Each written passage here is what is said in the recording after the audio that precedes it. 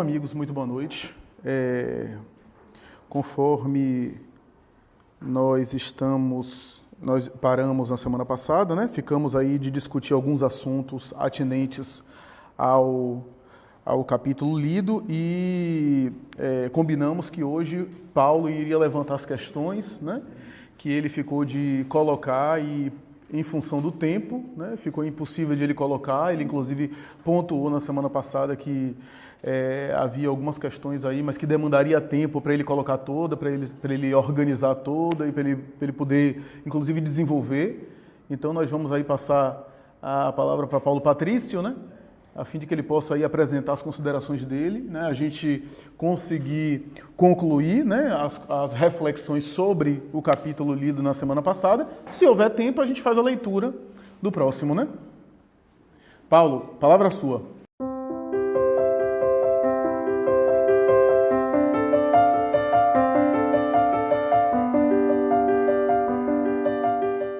Muito bem.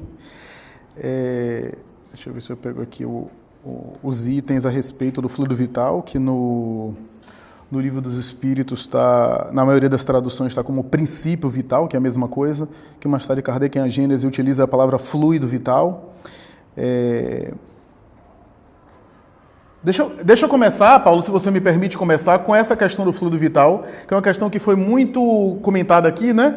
Inclusive, Lígia trouxe em dois momentos, né? Inclusive uma citação de um texto que ela leu na internet, está fresquinho na minha memória, porque eu estava editando esse vídeo agora, essa semana, né? Com colocações de Renilda, interessante, etc. E...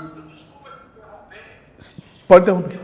Só um detalhe, é que tem muita gente que confunde fluido vital, eu já vi palestras fazendo confusão de fluido vital com cordão de prata, que são coisas completamente diferentes. São coisas distintas. Exatamente, bem pontuado.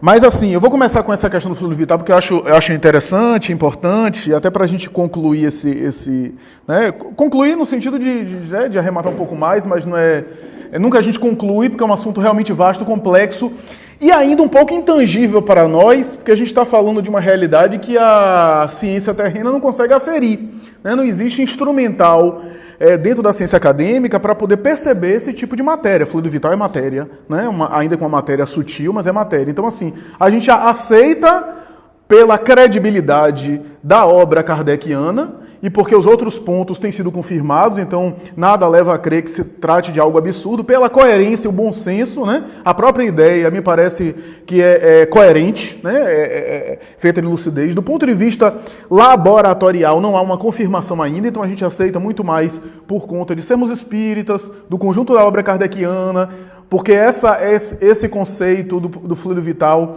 não tem nada de incoerente, né? E a gente aceita também por uma questão de fé. Como alguns pontos a gente aceita por lógica, porque provavelmente mas a gente não tem, por exemplo, uma confirmação absoluta. Quer ver um ponto que a gente aceita por lógica, porque me parece muito plausível, por uma série de razões, né? Tem textos de Kardec, páginas e páginas sobre isso, mas não há uma confirmação absoluta, embora haja um sem número de evidências, e à medida que o tempo passa, cada vez há uma maior quantidade de evidências a esse respeito, a pluralidade dos mundos habitados. A gente aceita por conta de toda a coerência da lógica, da informação do mundo espiritual, mas se a gente for a rigor do ponto de vista científico, não houve uma confirmação total, absoluta, né, uma evidência absoluta, mas a gente aceita por conta dessas razões todas. A mesma coisa é o fluido vital, né? Não há ainda como aferir, né, esse elemento, né? Não há, por exemplo, nada do ponto de vista da química, da biologia, da física, que possa concluir, pelo menos de maneira absoluta, a respeito do fluido vital. Toda a matéria que a mecânica quântica, que a física nuclear e que as ciências mais avançadas chegou a detectar, ainda assim, a gente não pode necessariamente falar que se trata do fluido vital, menos ainda da matéria elementar primitiva, me refiro ao fluido cósmico, né? Menos ainda, porque o fluido vital já é uma modificação e uma transformação do fluido universal ou do fluido cósmico, né?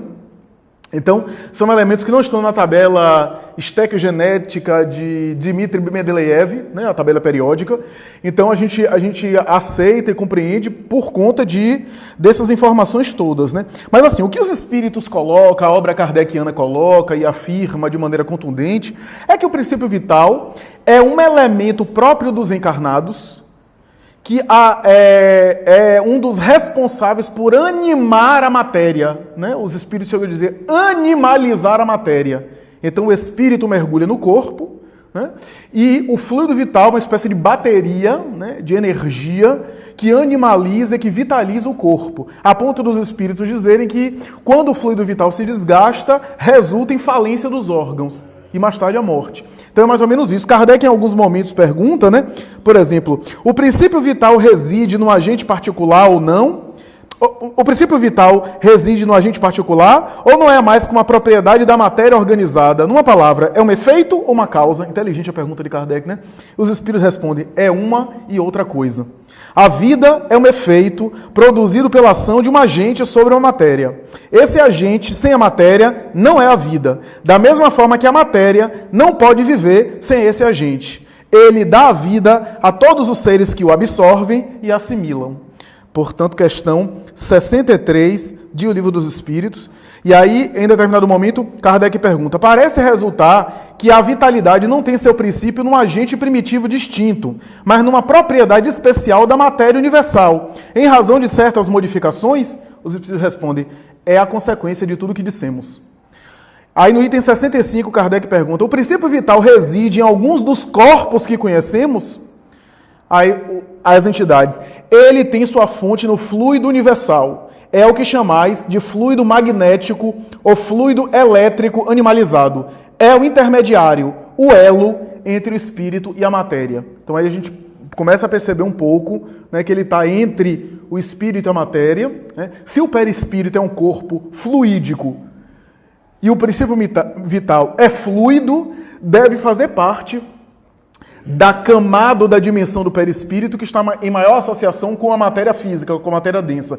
Lembremos que o perispírito possivelmente é uma realidade energética que tem dimensões mais sutis e dimensões mais densas. Os kardecianos ortodoxos me perdoem, isso não está na obra de Kardec, mas há uma vasta literatura mediúnica após Kardec, inclusive o próprio André Luiz que afirma isso, porque há pessoas que não concordam com nada que não venha da codificação, como se Kardec dissesse tudo. Né? Eu tenho Kardec como uma referência maior, mas não quero dizer que não haja colaborações que venham depois de Kardec sem ferir o edifício original. O que a gente precisa preocupar é que não destrua as bases. Né? Mas a próprio Kardec disse que a doutrina espírita evoluiria com o tempo. Então, não era o enfoque dele esmiuçar a questão dos fluidos, nem estudar profundamente o perispírito. Ele próprio disse que o perispírito tem a chave de inúmeros segredos que no futuro seriam melhor compreendidos.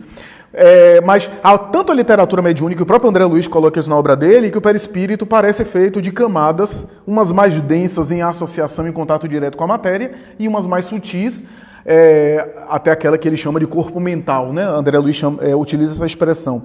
Então, a gente pode entender que o fluido vital está em contato direto com a matéria da carne, com a matéria física, né? E que deve haver elementos no próprio perispírito que conservam esse fluido vital e que anima a matéria. O chamado cordão de prata é um ponto que liga o perispírito ao corpo. Como há vários outros pontos, o perispírito não é ligado ao corpo apenas pelo cordão de prata, dissemos isso aqui. Há vários outros pontos, Kardec chega a dizer que, da mesma forma que há poros no corpo, há no perispírito poros perispirituais, ou seja, vários pontos de ligação. Ele chega a dizer que o perispírito está ligado à matéria molécula a molécula. Né? Agora, há pontos mais famosos que são chamados de chakras, que são esses pontos que conservam uma quantidade de energia e têm uma função especial, tanto no metabolismo do corpo, quanto no funcionamento do perispírito. E aí, esses elementos, cuja representação física também é uma glândula, um órgão, uma realidade hormonal ou fisiológica importante no corpo, né? Porque, na verdade, a representação física dessa região perispiritual também tem uma importância no corpo. Então, a gente tem o chakra laríngeo, a tireoide como a glândula, que é a representação física do chakra laríngeo, é como se fosse a parte somática do chakra laríngeo, e assim por diante.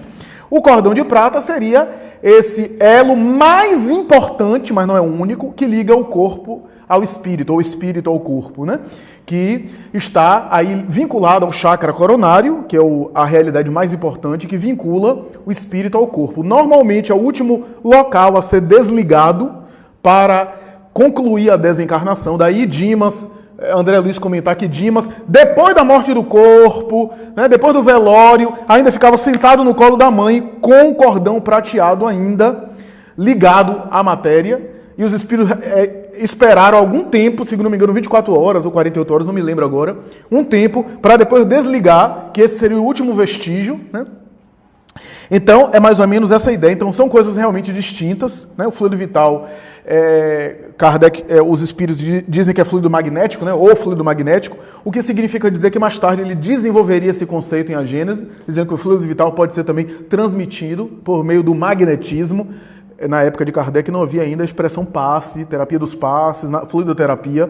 Ele usava a expressão conhecida da época, que é magnetismo. Ainda que a gente saiba que há o magnetismo profissional da época de Kardec, né, que era utilizado por pesquisadores, né, de doação de fluido anímico, né, e o magnetismo em associação com a prece, que aí tem uma colaboração anímico-mediúnica, os espíritos ajudam o próprio magnetizador, mas não havia ainda a palavra passista, né, isso viria depois. Então, é mais ou menos essa ideia. Não sei se eu esgotei o que você queria que eu abordasse, Paulo, em relação ao cordão de prata e fluido vital. Algumas pessoas acham que o cordão de prata está no umbigo, como se fosse um cordão umbilical. Isso é fantasia. Está na região associada ao chakra coronário, né?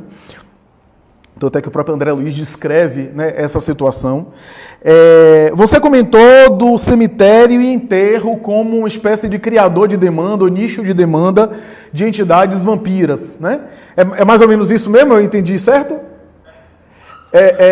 De fato, da mesma forma que se eu, por exemplo, abro, vou exemplificar aqui, se eu tenho no mundo instituições ligadas ao tráfico de drogas e locais onde o tráfico de drogas acontece, aquilo ali é um criador de demanda de espíritos que são atraídos não pelo lugar geográfico, mas pelos hábitos mentais e morais das criaturas. Da mesma forma, nós temos recém-desencarnados ou ainda ligados à matéria, por conta de estarem ainda ligados ao corpo, realidades ali energéticas que podem servir de atração a entidades ignorantes, ociosas, viciadas, que se aproveitam da ocasião. Não é o local geográfico, embora no local geográfico ali que acontece, então as entidades são atraídas para ali, para aquela realidade, servindo de pasto, né, dessas entidades se aproveitarem disso, né, para se alimentar. Como nós falamos semana passada, os obsessores e os espíritos ignorantes muitas vezes se mantêm como tal e não se renovam, porque nós alimentamos eles com as nossas energias. Todos os vícios que a gente cultiva servem de combustível para que eles possam continuar vivendo a ilusão de estarem no corpo físico. Então, por exemplo, se eu ofereço as minhas energias para os excessos, uso de droga, os excessos de toda sorte, a sexualidade desequilibrada, eu estou oferecendo esse alimento que esses que foram viciados na Terra com esses vícios e que ainda não se desapegaram no além, se alimente e tem uma sensação de que estão praticando sexo, de que estão bebendo bebida alcoólica, que estão comendo, que estão tendo os mesmos hábitos do corpo, porque eu estou oferecendo a eles esses elementos. Então, tem uma obra de Ivone Pereira que ela vai dizer isso, né? Vai dizer que essa população de ignorância que até nos atrapalha no além, está como está porque nós alimentamos eles, nós damos alimentação a eles. Se a gente tivesse outros hábitos morais, outro tipo de padrão moral, outra realidade seria diferente. Ou seja, a nossa reforma íntima, sem a gente saber, está contribuindo para a renovação dessa psicosfera, dessa atmosfera coletiva. Não precisa necessariamente eu me filiar à Cruz Vermelha Internacional para salvar o mundo. Basta fazer minha reforma íntima, que eu já estou colaborando com menos pressão sobre nós, do mundo espiritual, para a Terra. Então, vejamos que coisa interessante, né? Que coisa interessante. A ponto de Ivone Pereira comenta em uma das obras que ela desdobra numa região do Rio de Janeiro e vê um monte de entidade que não é necessariamente perversa, que não está aí perseguindo ninguém em particular, não tem rancor com ninguém, mas entidades ociosas, ignorantes, que ficaram, Rio de Janeiro, né? Que ficaram nos barzinhos do Rio de Janeiro, jogando dominó, desencarnaram e quiseram continuar jogando dominó no barzinho, fumando, etc. E ficam. E o que é que. O Ivone Pereira, ela narra isso em Devassando Invisível. O que é que ela achou mais interessante é que quando ela olhou aquilo, não eram obsessores que estavam perseguindo alguém porque foi magoado, porque foi assassinado, não. Eram espíritos que eram ociosos na Terra, desencarnaram rebeldes e assim meio que decepcionados com a humanidade. E continuavam assim, fazendo o quê? Então, provocava acidente de carro, atrapalhava algum invigilante, alguém no meio da rua, causava alguma perturbação, aí alguém era vítima de um acidente, e eles estavam por detrás. E aí ela pergunta para Charles, por que isso? Aí Charles conta uma história e fala que esses espíritos viveram no Rio de Janeiro, alguns foram mantidos na ignorância, inclusive pela condição social, de miséria, de exclusão, olha bem que coisa interessante, de miséria, de exclusão, de ignorância, revoltados contra a sociedade, ociosos, desencarnaram e continuaram ignorantes. Agora, perturbando a gente. Então, é interessante isso, né? Que em determinado momento, ela própria, inclusive, entra em contato com um deles, né? Ela chega perto de uma roda desses, que estão ali jogando conversa fora, falando mal da vida alheia, jogando dominó. Nada contra dominó, viu, gente? Então estão ali, e ela chega para bisbilhotar, e um deles, quando percebe que era encarnada, o cordão de prata, era encarnada, segura o braço dela, tá lá em Devassando Invisível, né? E começa a torcer o braço dela, e aproxima-se dela e diz assim, você vai quebrar o braço, você vai quebrar... Que é uma hipnose, né? É um processo hipnótico, uma sugestão mental. Você vai quebrar o braço, você vai quebrar o braço. Ela começou a orar, despertou no corpo com uma dor tremenda no braço. E Charles disse, se você fosse uma criatura invigilante, vivesse na esbórnia, Charles não falou dessa forma, eu que estou falando dessa forma, tá? Mas se você vivesse na orgia, vivesse invigilante mentalmente, hoje você sairia aqui de casa, aconteceria algum acidente e você quebraria o braço. Por indução mental dessa entidade. Como você não é invigilante, você só está sentindo as dores, para você ter uma ideia dessa influência. Então, eu sei que me alonguei demais, mas você veja, quer dizer, o modo como a gente vive aqui na Terra, financeira, social, material, emocionalmente, reflete nessa realidade espiritual à nossa volta. Então, tem espíritos só esperando o momento de se alimentar dessas energias para ter uma sensação do sono, da comida, da bebida, do sexo, e para continuar nessa ilusão de que estão encarnados. A ponto deles pegarem entidades que acabaram de desencarnar e escravizarem essas entidades. A gente vai ver isso em Libertação de maneira mais contundente isso, né? Entidades que fizeram jus, ou seja, viveram uma vida também transtornada. E ao desencarnarem, esses ignorantes se aproveitam que não tem proteção espiritual, que estão em perturbação, que estão apegados à matéria, que estão cheios de fluido vital, pegam e escravizam esses indivíduos para se alimentar do fluido vital deles. Você vicia essas criaturas dessa forma, né? Libertação já começa falando de uma região dessa natureza, né? Em que um deles é colocado com uma coleira, como se fosse um animal, e arrastado. Nada de susto. Se a gente vê as torturas e a crueldade que existe nesse mundo, é só um reflexo do que existe no mundo espiritual. Há tanta beleza no mundo espiritual e também há organizações criminosas. Não há muita diferença nesse sentido. A única diferença é que lá os espíritos bons não precisam de colete à prova de bala, nem de mandato judicial, né? Nem de proteção policial. Só a presença dos espíritos bons já inibe as entidades sofredoras e negativas, né? Então, é mais ou menos isso. Tá faltando uma questão, Paulo?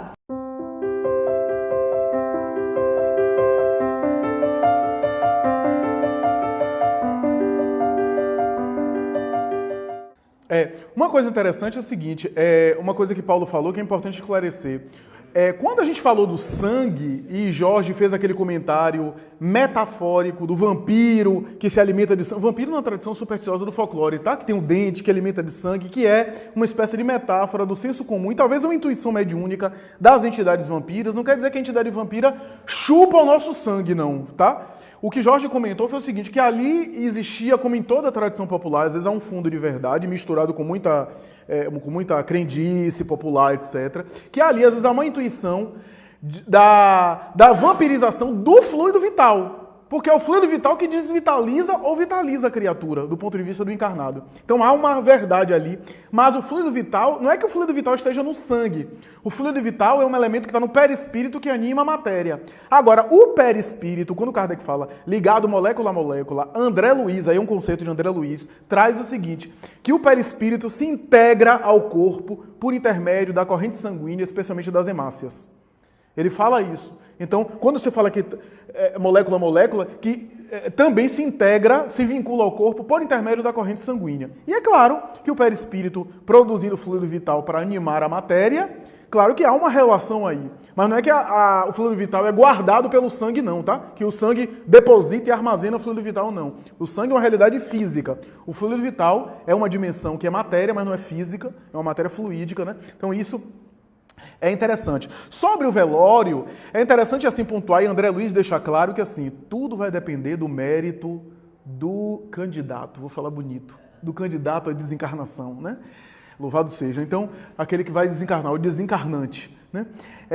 Tudo depende do mérito. Você vê que Dimas tinha o mérito, tinha a proteção, né? Tinha algumas perturbações, né, que ele próprio produziu durante a vida física por conta de algumas invigilâncias, mas ele tinha proteção, tinha um amparo. É uma desencarnação, a grosso modo, muito feliz, porque ele está amparado, você vê que ele não se perturba, ficou dormindo, o que é uma bênção. Então, teve todo esse processo, o amparo da mãe. Para a média geral da população, Dimas está muito bem. Dimas está muito bem. A maioria de nós desencarna como se estivesse acordando de uma cirurgia, sentindo dores, ai, ai, ai, sentindo saudade, chorando, lembrando de quem deixou na terra, da conta bancária. Então, Dimas está muito bem, né? Agora, é claro que não é comparado com os espíritos bastante santificados, né? Tranquilos, que nem precisa desse processo tão moroso, tão lento. Mas assim, ele está amparado, tem presença espiritual, ele não está sendo perturbado por espíritos obsessores, né? Existem entidades até querendo atormentá-la, mas ele, de alguma forma, tem a sua proteção, as suas defesas vibratórias. Agora, tudo vai depender do mérito, muito mais até do que o local. Se o velório é em casa, se o velório é em casa. É claro que no passado havia, às vezes, um aspecto mais intimista, né? E isso favorecia as orações dos familiares, né? Ainda que tivesse o salgadinho, o docinho e a conversa no velório dentro de casa. Mas havia, às vezes, uma prática mais intimista, né? Menos impessoal.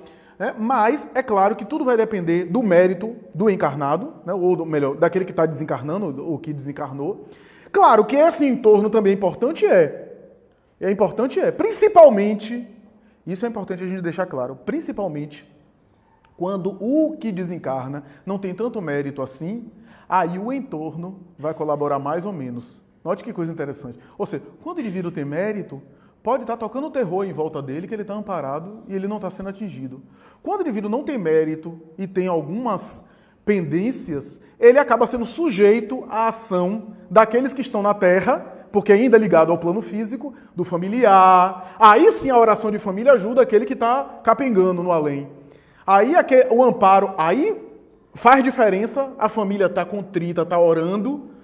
Agora, se o indivíduo está bem, pode chorar no caixão, querer mergulhar junto, querer morrer junto, que o indivíduo está amparado.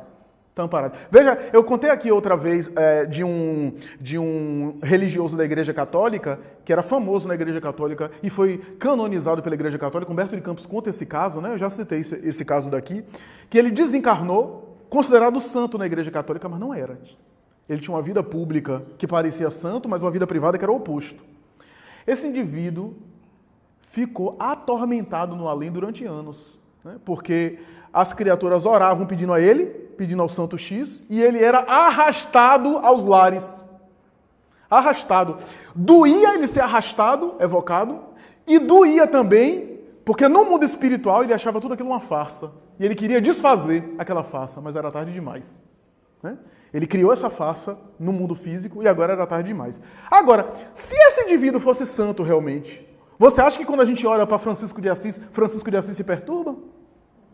Então, tudo depende, o mais importante é o mérito do indivíduo. O que é que ele fez em relação a ele mesmo. Quando não tem mérito, aí ele fica sujeito das boas ou das más orações, da conversa leviana no velório ou não. Porque se ele sofre essa situação, ele também está aprendendo com essa experiência, porque ele próprio buscou isso, o apego ao mundo material. né? E se ele não sofre, acréscimo de misericórdia, porque os familiares ajudaram ele nesse processo, né? Então é interessante isso, né?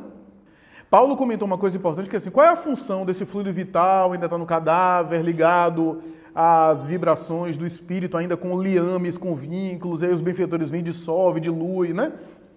Que é algo que a gente também tem uma dificuldade muito grande de compreender, né, Paulo? Por que aquilo dali ainda tem alguma função, né? E por que os espíritos se preocupam muito? O que a gente sabe é que aquilo serve de alimento aos desencarnados ignorantes. Agora, por que isso fica ainda e às vezes se conserva, né?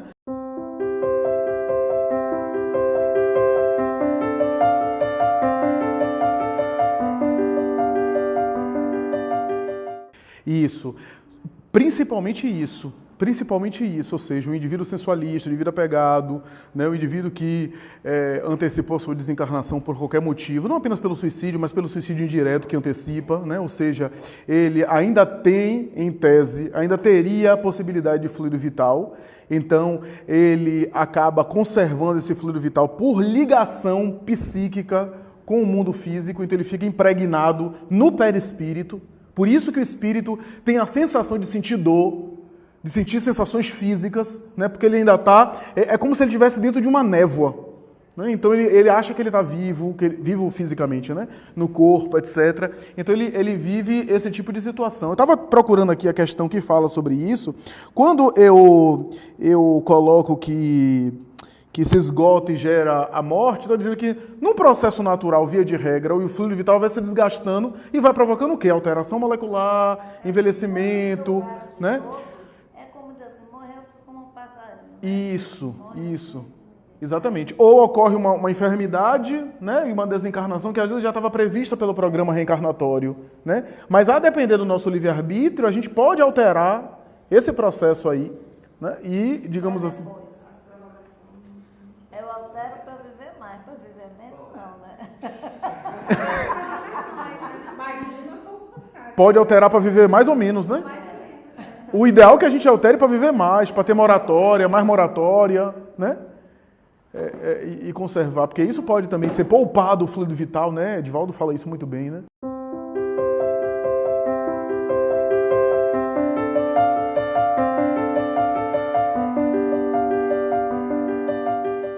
Se dilui, e aí, porque tem a ver com a vinculação do espírito com a matéria naquela encarnação, né? O Túlio citou o duplo etérico, que tem a ver com isso, né? Essa dimensão que guarda esses elementos materiais, tanto é que a maioria dos autores, porque isso há divergência, tá? Mas a maioria dos autores, inclusive o próprio Jorge André aqui citado, defende que o duplo etérico só existe no encarnado, né? Embora haja polêmica, a grande maioria dos autores defende isso, sustenta isso, que o duplo etérico só existe... Por isso que eu estou dizendo, Kardec, quando fala perispírito, ele está usando a linguagem econômica objetiva, porque era o propósito da codificação, perispírito. Mas é uma realidade que tem várias dimensões, né? Então, o que ele chamou de perispírito, ele usou algo elástico, né? Mas tem uma dimensão mais sutil, mais densa. A densa é chamada, pela maioria dos autores, duplo etérico, né? E aquilo que se conserva para além do duplo etérico, seria aquilo que é chamado de corpo espiritual do apóstolo Paulo, corpo sutil, seja lá o nome que a gente der, né? Então, é interessante isso, mas não guarda, é daquela encarnação. Volta ao fluido cósmico. Volta ao fluido cósmico. Mas já com o nomezinho de lixo ali, por exemplo. Não. Ninguém pode pegar aquele já está separado dela, ou será que aquele... Não, tu fica assim... Da mesma... ao suicídio. Estou falando especificamente nisso. Da mesma forma que a matéria do meu cadáver não vai ter minha impressão de DNA da próxima encarnação, pelo contrário, vai ser comida por um bode, né? Ou as baratas vão comer, mais tarde vai se transformar numa flor, aí o bode vai lá e come a flor, e assim vai a transformação. O fluido vital se dissipa e volta a matéria-prima, né? E essa matéria-prima que é sujeita a essas transformações, né?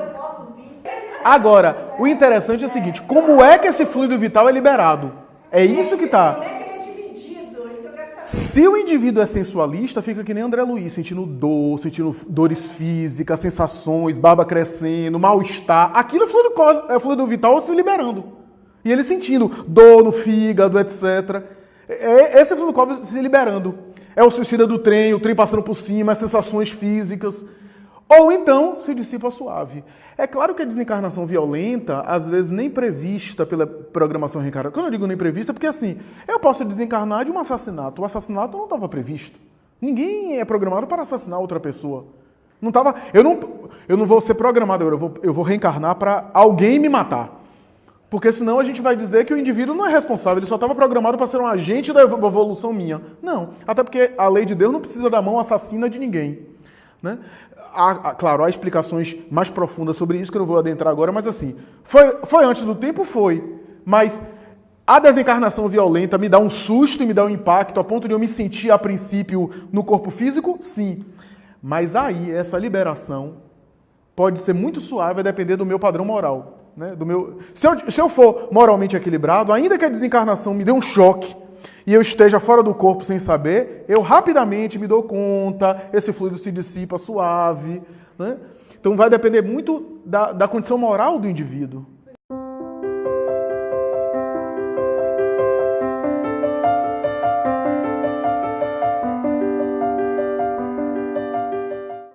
Ainda pegados ali, continuando a guerra que eles acham que estão dando continuidade, né? Interessante isso, né? A gente fica pensando assim, mas como é que o indivíduo morre e não sabe que morreu? Quantas vezes você sonha e não sabe que está sonhando? É a mesma coisa. O indivíduo fica assim. Então, essa questão das sensações, a gente tem essa prova durante a emancipação, né? Durante os sonhos.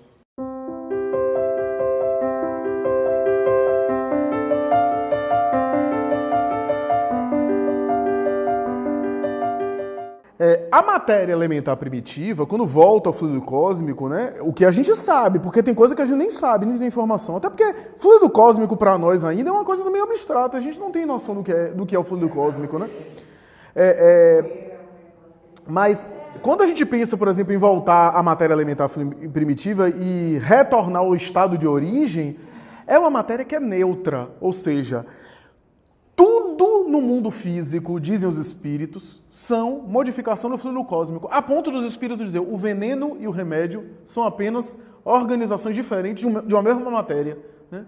Daí, como diz Peixinho, em vez de Jesus ter posses materiais, ele tinha fórmula química.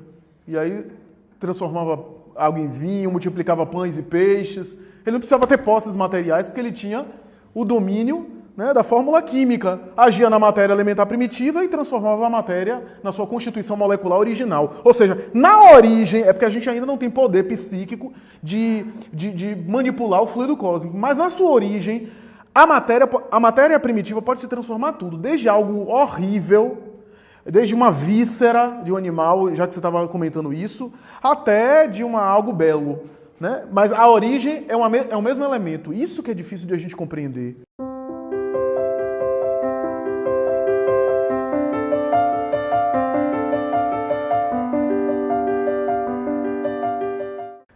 Seria o mesmo fluido. André Luiz fala isso em Missionários da Luz, acabou com a picanha do final de semana de muita gente aqui, mas, enfim, havia realmente essa alusão, né, falando sobre...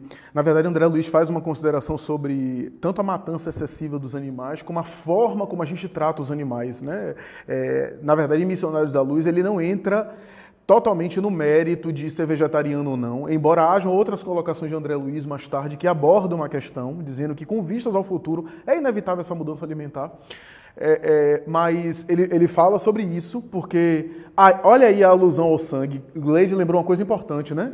Aquelas poças de sangue, os espíritos mergulhando, espíritos ainda muito primitivos, né? Mergulhando em poça de sangue, ficando ali, até por conta, né, do processo ainda muito ligado ao estágio primitivo. Então há uma descrição bastante interessante, né, nessa obra de André Luiz. É Missionários da Luz mesmo, né, que a gente estudou aqui. Mas você colocou outra coisa que eu não comentei, Gleide. Harry Potter. Rapaz, eu preciso assistir. Todo mundo tá me falando disso. Nunca assisti nada. Colegas meus de psicologia dizem que tem elementos ali muito interessantes. Eu não assisti nada disso que o povo... Guerra nas Estrelas, Harry Potter, nada disso. Senhor dos Anéis. Eu preciso assistir esse... Mas já me falaram que Harry Potter tem, inclusive, elementos da minha área, arquetípicos, né? Elementos do simbólico, do inconsciente. Muito interessante.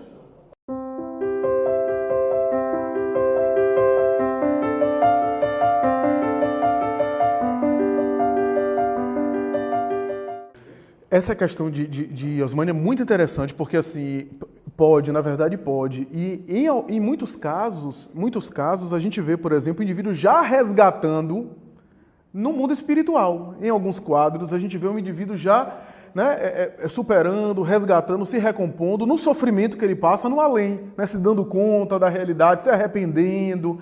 Por isso que Kardec chega a dizer, em alguns momentos, que o mundo espiritual, nessa fase, é uma espécie de purgatório. Olha o purgatório das outras religiões, o indivíduo está purgando, né? É claro que há situações que têm a ver com conflitos da matéria, que o indivíduo precisa voltar à matéria, né? Querem ver um caso que é emblemático? Aquele caso lá de André Luiz, eu sempre cito ele, a mulher que trabalhava com clínica de aborto, com prática de aborto, se não me engano era uma ginecologista, né? E os pontos negros no perispírito eram as marcas que Túlio falou, que o perispírito é uma espécie de DNA, né, que imprime a nossa realidade, né? Nossa realidade espiritual, né? As marcas, né, nossas ficam em nós, né, em função dos nossos atos morais. E ela tinha em cada ponto ali o número de abortos que ela havia praticado, né, estava ali nela, né? E é interessante porque assim, o instrutor espiritual chega a dizer o seguinte: alguns desses pontos negros, ela sendo acolhida pela colônia, se ela quisesse, porque ela, na verdade, não estava ainda no perfil de ser ajudada, ia causar mais perturbação coletiva ainda e não iria ser ajudada. Mas alguns pontos negros aí, com tratamentos aqui e com assistência aqui, seriam diluídos.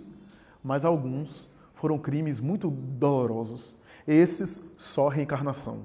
Ela vai mergulhar na matéria com os reflexos desse perispírito danificado, resultando em algum tipo de experiência que a gente não sabe, porque varia de caso para caso, e aí vai acabar, né, gerando um processo de resgate, etc. Então, isso é interessante, porque há casos que o indivíduo próprio se purifica e resgata no além, e outros ele precisa voltar à matéria e recuperar na matéria, principalmente quando o conflito é muito voltado ao campo físico, né?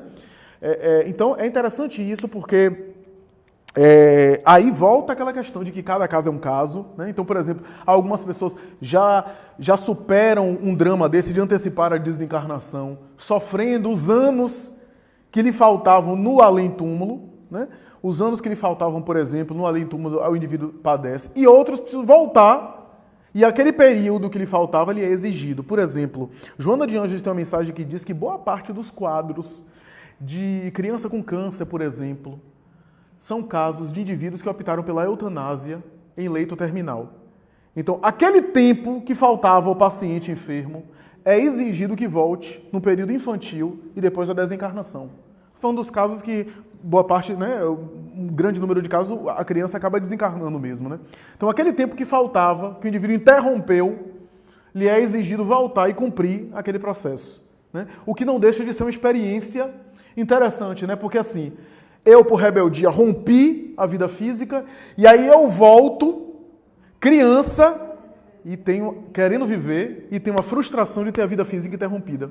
Olha o que é que fica no espírito, a valorização da vida. É essa a pedagogia, né, da reencarnação.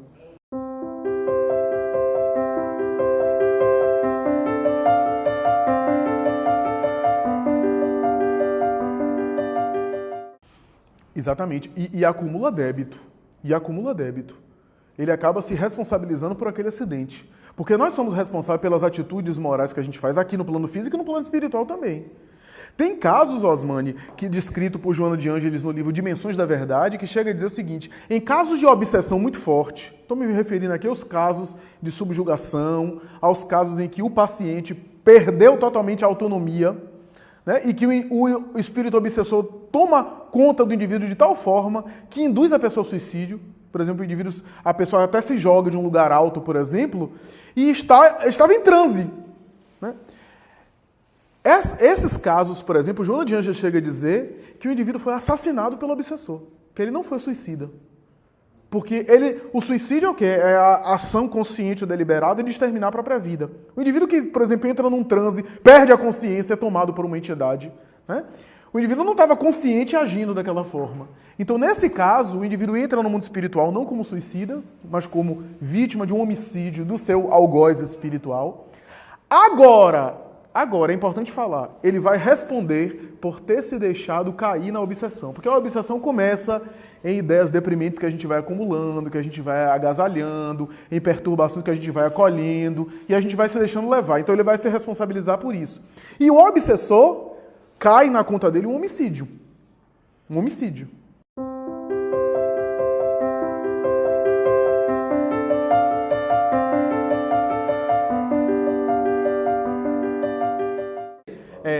É isso. Essa é uma questão inclusive, que dentro da codificação a gente debate muito. Por quê? Porque, por um lado, o perispírito parece ser uma realidade única que acompanha o espírito e vai retirando essas impurezas ou essas camadas mais densas. Por outro lado, em algumas outras partes da obra, fala que o espírito, a depender do planeta, se veste do perispírito compatível com a matéria daquele plano.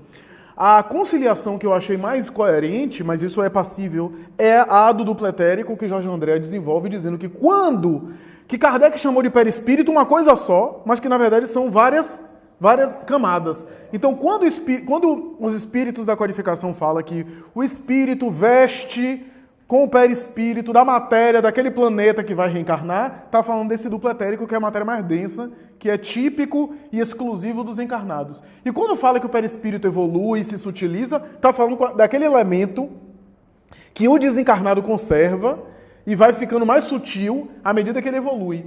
A ponto de, nos planos onde habitam espíritos puros, Kardec chega a dizer, é como se não tivesse perispírito. É como se... Veja que coloca, é como se não tivesse. Ou seja, tudo indica que há. Tudo indica que há. Mas é tão sutil que é como se fosse só o espírito, sem o perispírito. Mas deve haver por quê? Porque o perispírito é o agente que o espírito usa para interferir na matéria. Se o espírito puro não pode interferir na matéria, então não tem esse poder todo. Né? O espírito puro tem que ter alguma forma, e o perispírito é que dá a ideia de forma. Né? Kardec diz isso. Então, até que se prove o contrário, embora alguns espíritas achem que o espírito perde o perispírito a depender de determinado nível evolutivo. Essa questão está em aberta, mas me parece mais provável que conserve um perispírito muito sublimado.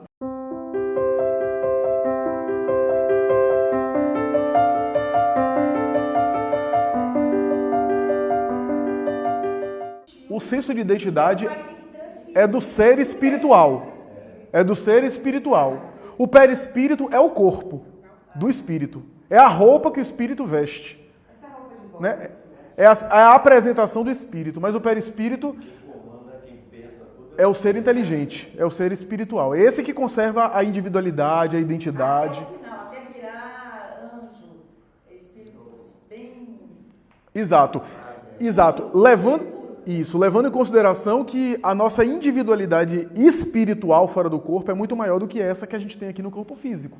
Se nós somos a soma de várias experiências, e aqui na matéria a gente bloqueia algumas coisas que a gente já foi, né? Tem uma obra de André Luiz que alguém está passando mal lá, e aí a pessoa chega para socorrer, não tem nenhum conhecimento de medicina, aí o mentor espiritual aciona nela um conhecimento de ciência médica que ela teve em 3 ou 4 encarnações anteriores. Ela tem intuição, presta os pontos de socorro, depois, meu Deus, como é que eu fiz isso? Como é que eu ajudei a pessoa?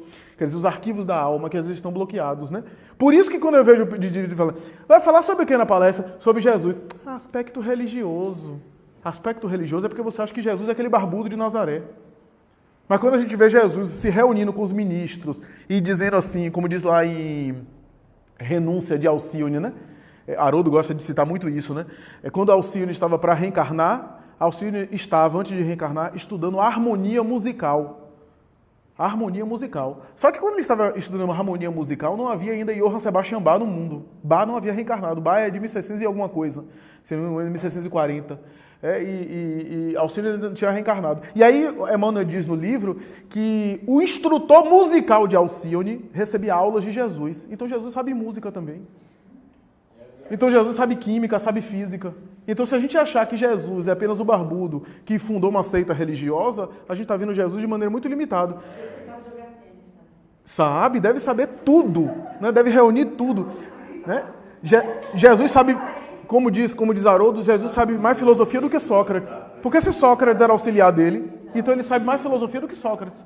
Né? Sabe mais matemática do que Pascal. Então é interessante isso, né? Essa potencialidade.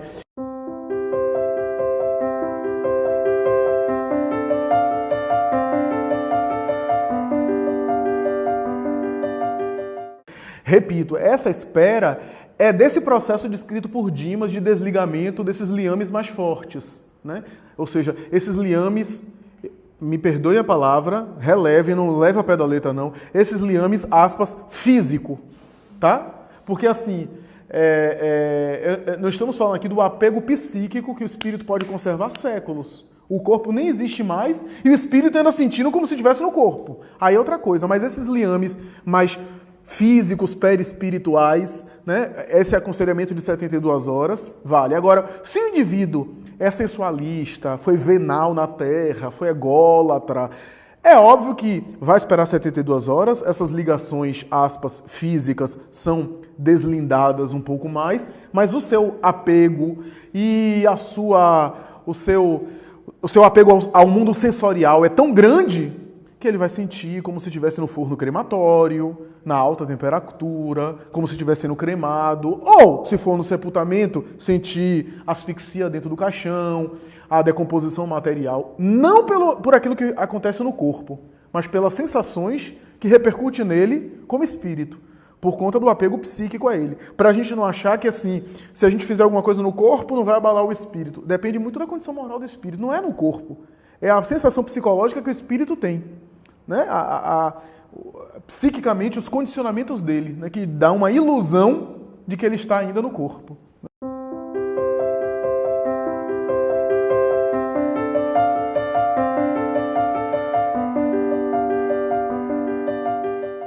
O problema, sabe o que desse daí? É o caso de Dimas. Ele não orou em família e agora sentia a falta de oração da família por ele. Então, eu faço isso, uma hora sou eu que vou. E quem ficar vai fazer o terror tocar. E vai me perturbar. Eu que criei isso na minha família.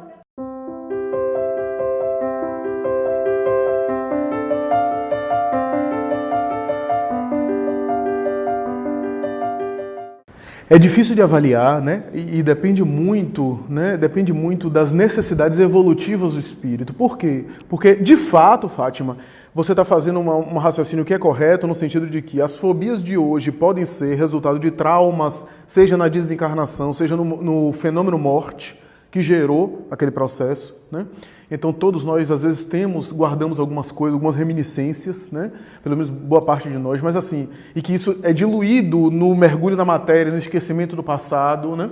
Então, alguns trazem de maneira mais forte, né? Então, por exemplo, tem as fobias de lugar fechado por conta desse processo de ficar ali preso ao túmulo. Eu até brinquei com relação à barata, né? Na semana passada.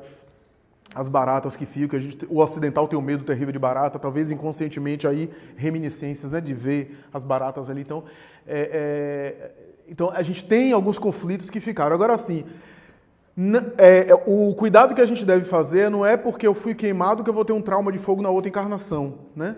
Porque senão todos nós iríamos ficar sempre traumatizados com alguma coisa, porque de alguma coisa a gente morreu das outras vidas, né, das outras encarnações. O que pode acontecer por conta de necessidade evolutiva do espírito, do apego à matéria, a pessoa assimilar aquilo e por uma necessidade de evoluir, a pessoa voltar com a fobia, com alguma coisa específica, né? Porque do contrário, a gente ia dizer que, por exemplo, Joana d'Arc agora vai ficar problemática na próxima encarnação, Gandhi vai ficar traumatizado porque tomou tiro, né? Ou vem com alguma marca de nascença, né? Jesus vai ficar com as marcas da crucificação. Não. Na verdade, é muito por conta da necessidade daquele espírito, às vezes conservando algum débito que não conseguiu sanar, e resulta em uma fobia, em um medo. Então a pessoa foi atacada, por exemplo, por um leopardo, e volta com medo de gato, com medo de felino, porque o inconsciente decodifica com qualquer felino, né? Então, isso é interessante, né? Às vezes com medo de coisas que são banais, porque às vezes houve um trauma da outra encarnação e o inconsciente decodifica com coisas que são banais, né? Então, volta dessa forma, né? Mas sempre por uma necessidade evolutiva. Porque senão, de qualquer jeito que a gente vai morrer, a gente vai ficar traumatizado na próxima vida.